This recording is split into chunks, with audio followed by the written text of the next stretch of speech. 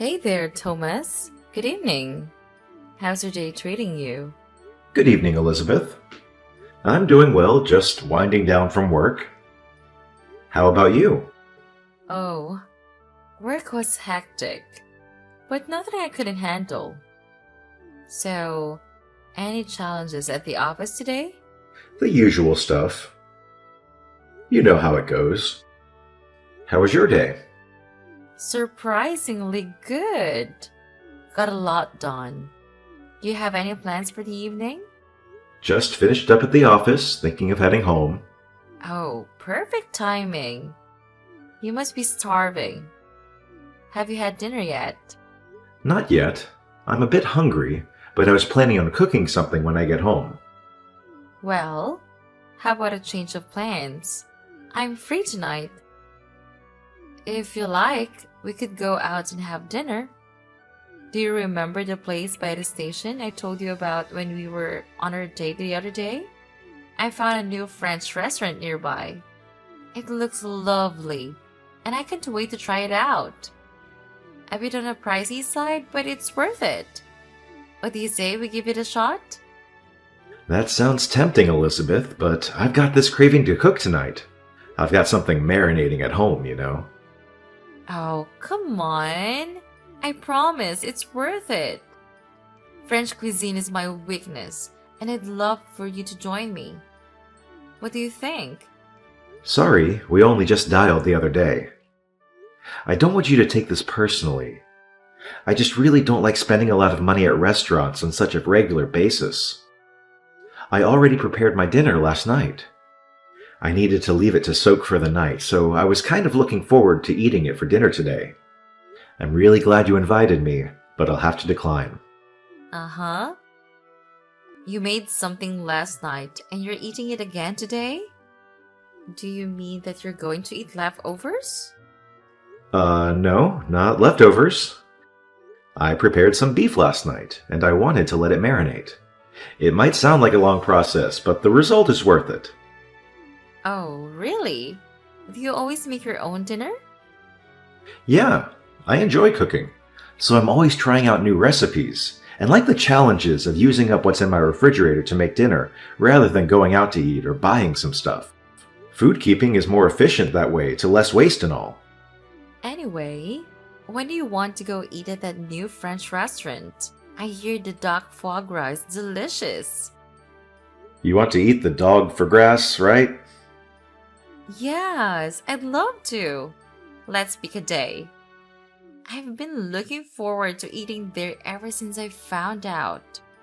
Well, I'm afraid I'm still not sure what my plans will be for work next week, and appointments come flying in at the last minute, so I can't promise anything. I don't know when I'll have time to go out. Even though I'm saying I really want to go, I'd like to go sometime this week. I'm sure you can make some time for me. You don't want to disappoint me, do you? You want to go this week? That French restaurant is expensive, isn't it? Considering the ingredients used, the meal you specified is bound to cost a couple of $100s. Yeah, I think it was around that much. What about it? Is there a problem? It's not too expensive for you, is it? I haven't gotten my pay yet this month, so I'd prefer to go somewhere a bit more affordable. Like I said earlier, I don't really like spending a lot of money eating out. I'd be really grateful if you could respect that. I know a great tavern that's really cozy. We could go there. Are you serious? You're being stingy. You did not just invite me to eat dinner at a tavern. What do you mean? I'm not being stingy. I just like to spend my money wisely when it comes to food. I can't believe you actually just said that. You eat at taverns and you think that you're spending money wisely? Thomas, you said you're 35, right? You're 35, but you still don't have enough money to spare to take a girl on a date to a French restaurant before payday. Clearly, that's because you haven't been spending your money on stuff that's worth it up until now. So you want me to pay for the entire meal again, don't you? This is why I was trying to hint that I wasn't interested. What do you mean again? You paid for dinner last time because that's what guys should do. And you'll pay next time too because you'll still be a guy. If you don't understand something as simple as that, then that's why nobody wants to marry you. Maybe you should read How to Be a Gentleman for Dummies before we have our next date. How can you be so stingy over paying for a few $100s for a meal at a French restaurant?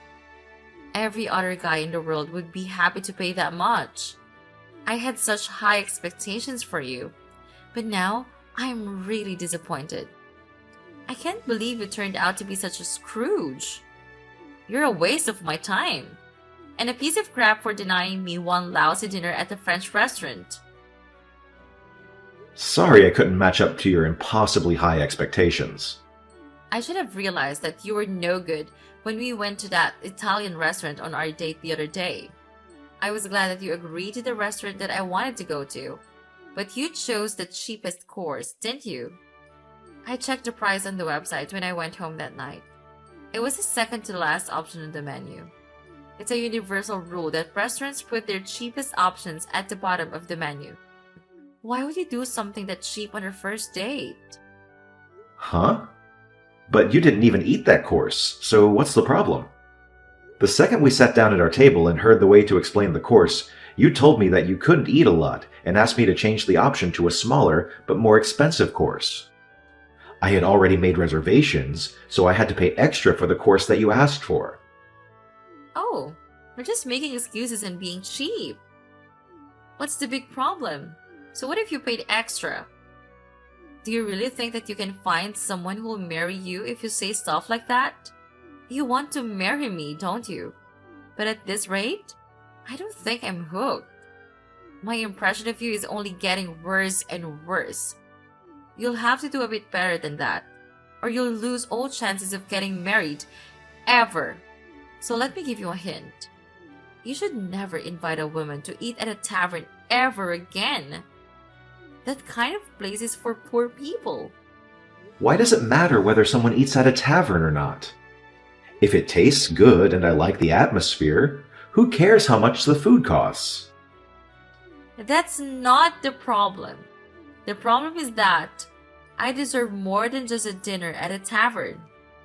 You can't make me eat somewhere so common. Do you understand how embarrassing it would be for me if someone caught me eating in a place like that? I graduated from a famous private college, and I'm working in a major company as a private secretary. I'm the best at what I do and want me to leave my career to be a housewife for you. You'll have to provide more than that. You need to put effort into making me feel like a princess. Do you understand? No, I don't understand. And I didn't know that you were so obsessed with wealth and with how other people see you. To be honest, I'm glad I found out before it was too late. You may have chosen to go out with me because I look cute, but you should know that I'm not just a pretty face.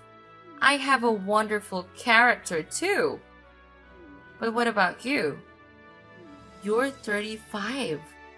You're not that bad looking. I guess you can pass as average, but you're cheap and you like to nitpick about where you eat and you like to cook? With your salary, you should have a maid for that. But no, you do it all yourself. What are you, an old woman? I was shocked when you told me that you didn't want to go out to eat before your payday too. You should have enough money saved up now to go eat whenever you want. Why do you have a problem with spending money? I'm sorry. I didn't think he reacted this badly to how I spend my money in my free time. If you think that badly of me, then maybe we shouldn't talk to each other anymore. I'm not interested in going out to eat food with someone who will insult me for how much I pay anyway. I want to enjoy my meals with someone, not impress them with a more expensive meal in a fancy restaurant. Are you rejecting me? You've wasted so much of my time, and you're just going to give up on dating me? You can't do that. Well, I didn't mean to waste your time, but if that's what you think I've done, then maybe there's no saving this, or whatever this is. You're unbelievable. You don't understand how I feel at all. Can't you be a bit more sympathetic? I'm sorry about that. On top of that, you were saying at a speed dating party that you earn $100,000. Was all that a lie? Did you just deceive me so that you could date me? No, I didn't deceive you in particular. To be precise, I didn't earn 100,000, but I knew it! You're a liar. I'm going to sue the host of the party. You should be more careful about who they allow to attend. I'll make sure you can never participate in another party like that ever again. And with that speed dating, you'll never find someone to marry you. A liar like you doesn't deserve a second chance. You're already 35 and haven't already got a girlfriend that you might as well give up. There's no hope for you. Nobody will ever want to be with you anyway. That's your punishment for wasting my time. you say that I wasted your time, but we only had one date together after the speed dating event. And it's not like we spent a lot of time together that night either. We went out to eat at that Italian place and went home afterward. You're talking as though we'd been dating for weeks. Plus, you're the one to talk when it comes to age. You are older than me, aren't you? I can't believe you've asked a girl how old she is. You're the most horrible person ever. I get it that you're not a gentleman. But don't you have any manners? A girl. If you think that I'm old, then I think I have the right to argue that you are too old to consider yourself a girl. You said you were working at the Morris Corporation, right? I remember you said that you were a private secretary, huh? Yeah, so what? What does have to do with anything? I happen to know the senior vice president of that company. I got the chance to meet up and talk with him the day before yesterday. I had some really interesting stuff. What? How on earth do you know him? Where could someone like you possibly have met him? He informed me that there was no private secretary called Elizabeth Smith working there. What does that mean? You went on and on about me lying to you about my salary. But you lied to me about what your position is. Well, I'm not officially called a private secretary, but I do things that a private secretary is required to do. You can't have forgotten about me. You say that, but what kind of stuff do you do? You don't seem to have made a great impression on your vice president. Well, for your information, I checked schedules and prepared coffee for the people in the department. What else would a private secretary do? Really? I guess that's all you can be entrusted to do. Well, what's so funny? Nothing. I just thought that it's interesting that you're doing stuff that's usually left to the newbies. I would have expected a private secretary to be more involved and carry out more personal tasks that need more attention to detail than remembering how many sugars your employee wants with his coffee. Are you looking down on my work? Don't be so rude. I'm proud of what I do. It may seem unimportant to you, but it actually makes a lot of difference. I don't deny that even the simplest and smallest jobs are all part of the bigger picture. But if that's all you do, then I have some doubts about whether you're the best. I asked him about you. What? What did he say? He told me that he had heard a lot about you from your colleagues. Seriously? Has he been asking my colleagues about me? I wonder if he wants to go out with me. What else did he say? He says that you stand out a lot. He mentioned how you wear really flashy clothes, despite only ever working in the office. Yeah, well, I take care of the way I look. I'm always aiming to be my number one self since I'm so pretty. I guess that means the guys can't keep their eyes on me. He also told me that you used to be pretty.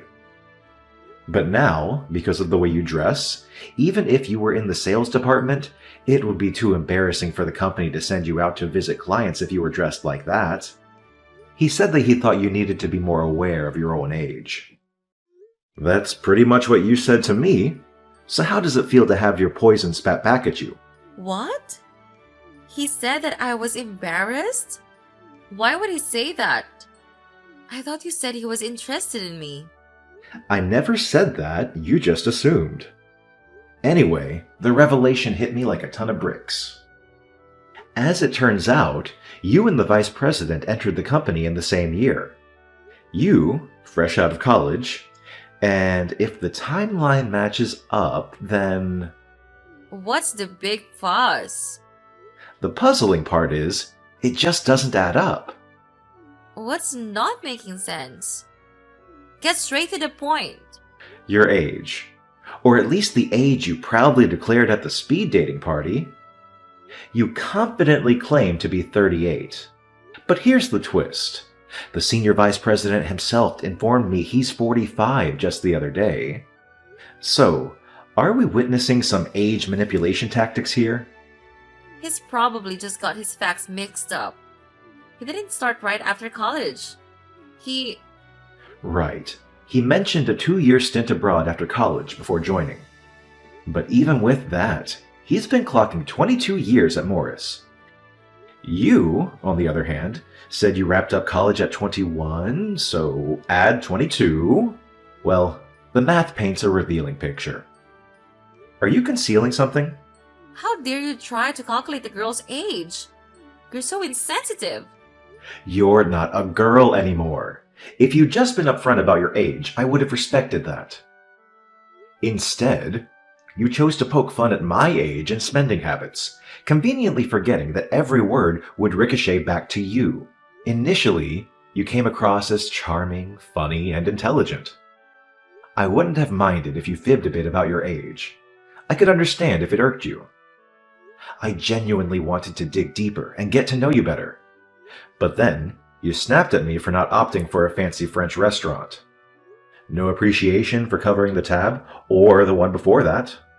I'm not feeling the interest anymore. Let's consider this an odd rendezvous and gracefully part ways. That's my line. I don't want to date a man that lies about his salary. You don't have enough money to keep up with my needs? Then I would have dumped you someday anyway. But you really wasted my time. It's true that I didn't write the exact amount that I make, but that doesn't mean that I make less than what I said. I actually make more. But I don't like bragging, and I just thought that any interactions I had at that party would be artificial if I was honest. So I took it down a few notches. I wanted to avoid women like you, but I guess I got caught anyway. Huh? What are you talking about? I thought you were just a normal office worker. Yeah, I did say that. But it's not like my position makes me any better than an office worker anyway. I didn't see the point in clarifying, but just for the sake of rubbing it in your face, I actually own a company. It's just a venture, so it's not that big. But for the past few years, our numbers have been going up, so we've made quite a profit. I've been investing in property too, so I earn way more than the 100K I told you about. Unfortunately for you, I used to be poor, so I can't get out of the habit of being careful with how I spend my money, even though I have plenty to spare. I've been putting most of my earnings into a savings account, and I just withdraw a fraction of the total to use for bills and groceries. I honestly enjoy cooking, so I still prefer to make my own dinners rather than eat expensive meals at restaurants. So you were just being cheap, like that? I never knew you had a reason like that. I spend money on stuff I need like my house, suits, and my car, but I don't see the point in spending money on stuff I don't need. The other thing not worth wasting my money on is someone I have no intention of marrying. Like a dinner at a French restaurant, for example. You were deceiving me? But luckily for you, I'm willing to forgive you. I'll go with you to that tavern you were talking about if you really insist. I'll let everything you've said up until now slide. What? I'm the one that's being forgiven. How merciful of you. And no, I don't insist. In fact, I insist that you never call me ever again. What? Why? I've forgiven you for what you said. I'll let you take me to that place you said you wanted to go. You're only saying all that because now you know that I own a company and make a lot of money. You're the exact type of woman I wanted to avoid at that party. That's why I lied about my salary. You were disgusted by the idea of eating at a tavern because it was beneath you. You only care about status and yourself, not me. I broke up with my girlfriend a few months back, and I'd finally regained a positive image of getting married. But I never thought that I would be insulted this much by a woman I only had one date with. I don't think I'll be going to any more speed dating parties, but I think I've done every other participant a favor by telling the host that you were lying about your job and your age. What? You can't be serious. I also warned them that you were verbally abusive and that your behavior was inappropriate for a grown adult. They've assured me that your application will be removed and your name will be put on the blacklist. I hope that this way you won't bother anybody else with the same crap. What are you talking about? Wait a second. Please. I've already been kicked out of several other speed dating events. I can't lose any more chances to find someone who will marry me. You can't do this. Please, don't leave me. I think we'll be really compatible with each other. Why don't we start over? Start over? There's nothing between us to start over. You ruined things before they had even begun. But I do pity you. I hope that you'll be able to reflect on your actions and find someone who you can respect and treat a lot better than you treated me. First, you'll have to get over yourself, old woman.